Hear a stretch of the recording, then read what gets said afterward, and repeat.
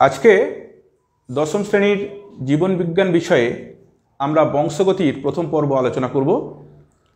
তো প্রথমে আমরা বংশগতি সম্পর্কে জানব যে বংশগতি কি।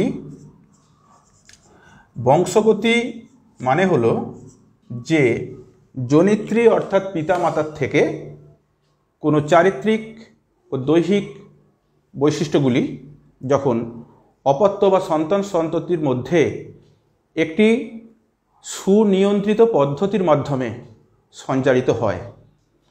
আমরা সাধারণভাবে দেখেছি যে যদি কোনো পরিবারে নতুন সন্তান জন্মগ্রহণ করে, সেই নবজাতকের ক্ষেত্রে আমরা এখনও অনেককেই বলতে শুনি যে চোখ ও নাকের গড়ন বা চুলের আকার বা ফর্সা বা গায়ের রং কিংবা তার কপাল, এইগুলো কেউ কেউ বলে বাবার মতো হয়েছে, কেউ কেউ বলে মায়ের মতো হয়েছে, কেউ কেউ বলে দাদুর মতো হয়েছে, কেউ কেউ বলে ঠাকুমার মতো হয়েছে, আবার কেউ কেউ বলে পরিবারের অন্যান্য সদস্যদের মতো হয়েছে। এগুলো আমরা সচরাচর শুনেই থাকি।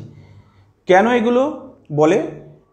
এগুলো হচ্ছে প্রত্যেকটি ব্যাপারটাই হচ্ছে বংশগতির সুনিয়ন্ত্রিত বৈশিষ্ট্যাবলীর সঞ্চারণ জনিত্রী থেকে অপত্যে, অর্থাৎ পিতামাতার বিভিন্ন ধরনের চারিত্রিক বৈশিষ্ট্যসমূহ, দৈহিক বৈশিষ্ট্যসমূহ, এইগুলো একটা সুনিয়ন্ত্রিত সিস্টেমের মাধ্যমে অপত্যে সঞ্চারিত হয়।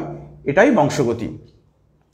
আবার একই রকমভাবে শুধু মানুষদের ক্ষেত্রে বলবো না, প্রাণীদের ক্ষেত্রে বলবো না, উদ্ভিদদের ক্ষেত্রেও দেখা যায় যে গাছের পাতার আকৃতি, ফুলের বর্ণ, ফুলের গন্ধ, ফলের স্বাদ তিতো হতে পারে, মিষ্টি হতে পারে, টক হতে পারে, এইগুলো কিন্তু বংশানুক্রমে সঞ্চারিত হয়।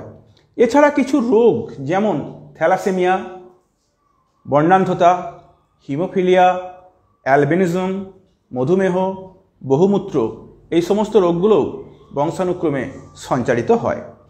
তো এই বংশগতি সংক্রান্ত ব্যাপারে সর্বপ্রথম আলোকপাত করেন অস্ট্রিয়ার দেশের একজন ধর্মযাজক, তার নাম গ্রেগর জোহান মেন্ডেল। 1866 খ্রিস্টাব্দে ব্রান্ড ন্যাচারাল হিস্ট্রি সোসাইটি পত্রিকায় সর্বপ্রথম মেন্ডেলের বংশগতি বিদ্যা সংক্রান্ত সূত্র প্রকাশিত হয়, যেটা মেন্ডেলবাদ নামে পরিচিত। এবং এই সূত্রের এই যে বংশগতি সূত্র মানব সমাজ জীবনের ওপর একটা বিশাল প্রভাব ফেলে এবং সেখান থেকে অনেক কিছু ব্যাপার আমাদের সামনে আরও পরিষ্কার হয়ে ওঠে। আমরা এখন জেনে নেব বংশগতির সংজ্ঞা। বংশগতির সংজ্ঞা মানে কি বলবো? জীবের মধ্যে জিনের মাধ্যমে বিভিন্ন ধরনের ট্রেইট বা লক্ষণ বা বৈশিষ্ট্য জনিত্রী জীবদেহ থেকে অপত্য জীবের সঞ্চারণ পদ্ধতি হলো বংশগতি। আর এই বংশগতি বিদ্যার জনক গ্রেগর জোহান মেন্ডেল। আমরা এখন জেনে নেব বংশগতি বিদ্যা কি। বংশগতি বিদ্যা মানে জীববিদ্যার যে শাখায় জিনের গঠন, জিনের আকার, জিনের কাজ এবং জিন সংক্রান্ত এবং বংশগতি সংক্রান্ত বিভিন্ন বিষয় সম্পর্কে সুবিস্তারিত আলোচনা, এটাই হচ্ছে সুপ্রজনন বিদ্যা বা জেনেটিক্স বা বংশগতি বিদ্যা।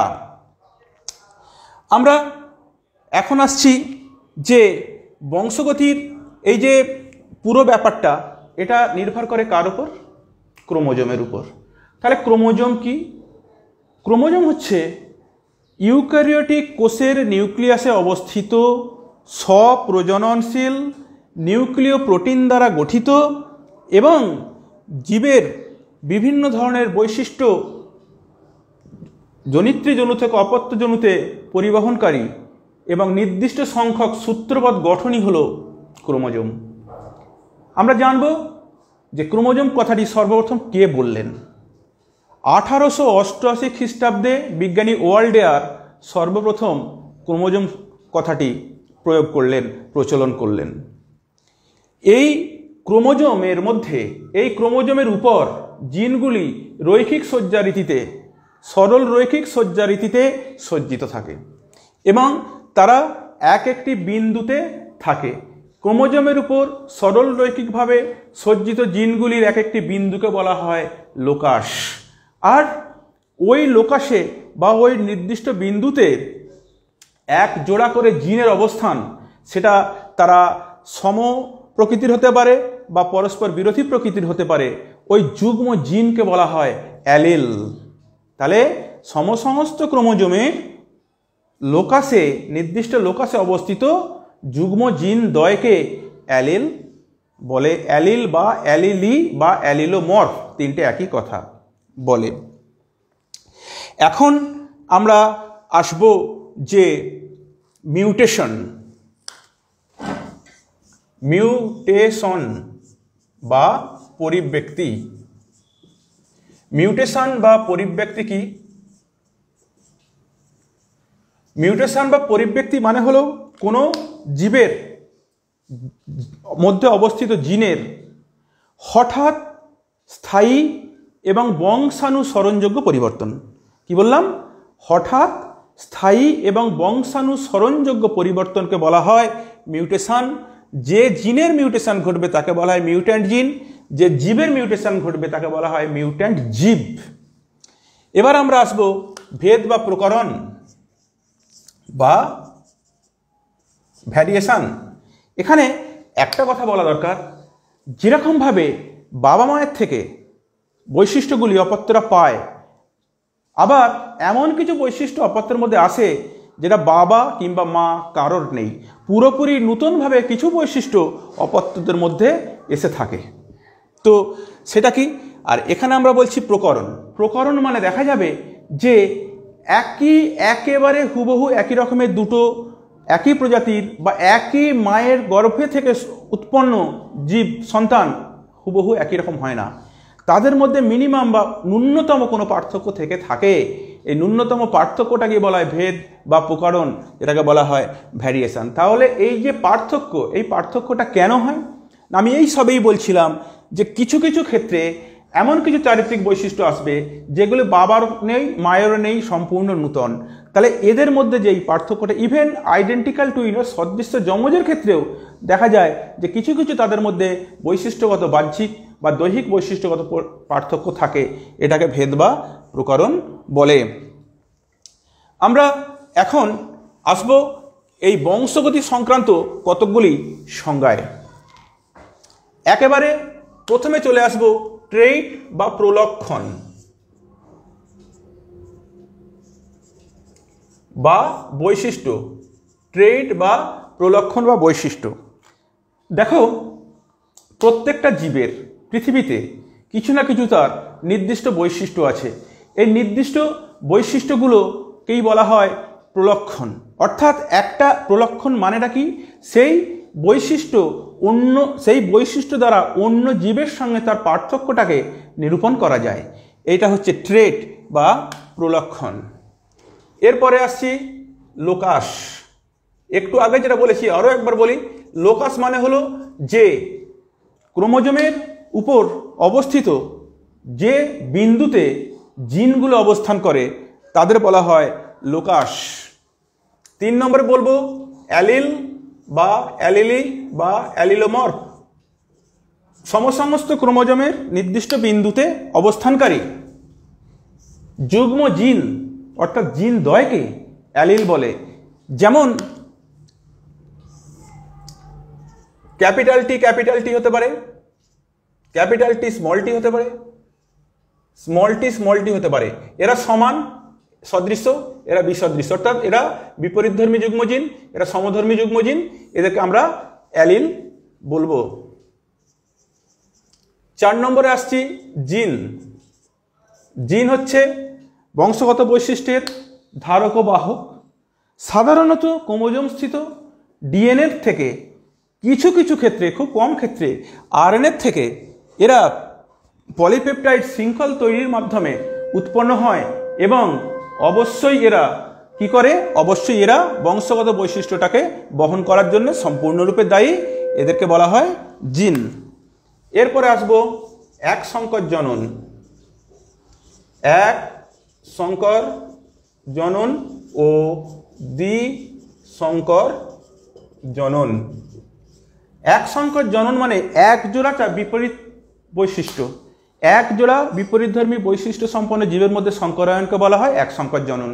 যেমন ক্যাপিটাল টি অর্থাৎ মটর গাছের লম্বা বৈশিষ্ট্য, লম্বাকার বৈশিষ্ট্য কাণ্ডের ক্যাপিটাল টি এবং খর্বাকার বৈশিষ্ট্য স্মল টি, এদের দুজনের মধ্যে যদি সংকরায়ন ঘটানো হয় একটা বৈশিষ্ট্যের উপর ভিত্তি করে, তখন তাকে বলা হয় এক সংকর জনন। দ্বিসংকর জনন মানে কি? দ্বিসংকর জনন মানে হলো যখন দু জোড়া বিপরীত চারিত্রিক বৈশিষ্ট্য সম্পন্ন জীবের মধ্যে সংকরায়ন ঘটানো হবে, দুজোড়া বিপরীত বৈশিষ্ট্য থাকবে, দুজোড়া। যেমন আমরা বলতে পারি মটর গাছের বীজ হলুদ এবং গোলাকার বীজ এবং তার সঙ্গে প্রচ্ছন্ন বৈশিষ্ট্য যেটা হচ্ছে সবুজ ও কুঞ্চিত বীজের সংকরায়ন, একে বলা হয় দ্বিসংকর জনন। এরপরে আসবো সমসংকর। সমসংকর ও বিষমসংকর জীব। সমসংকর ও বিষমসংকর জীব বলতে আমরা কি বুঝবো? এখানে সমসমস্ত ক্রোমোজোমের মধ্যে একটি বৈশিষ্ট্য নির্ধারণ করার জন্য যখন সমধর্মী অ্যালিল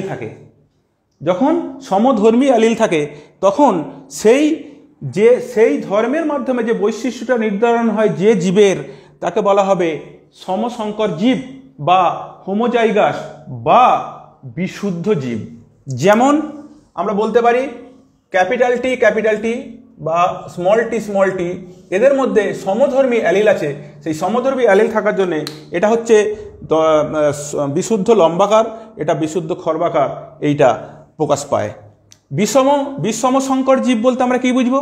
বিষমসংকর জীব বলতে সমস্ত ক্রোমোজোমের যখন কোনো একটি নির্দিষ্ট বৈশিষ্ট্যকে নির্ণয় করার জন্য যখন বিপরীতধর্মী দুটো জিন সেখানে থাকে এবং তার দ্বারা যে বৈশিষ্ট্যটার বহিঃপ্রকাশ ঘটে যে জীবের, তাকে বলা হয় বিষমসংকর জীব বা হেটারোজাইগাস বা সংকর জীব।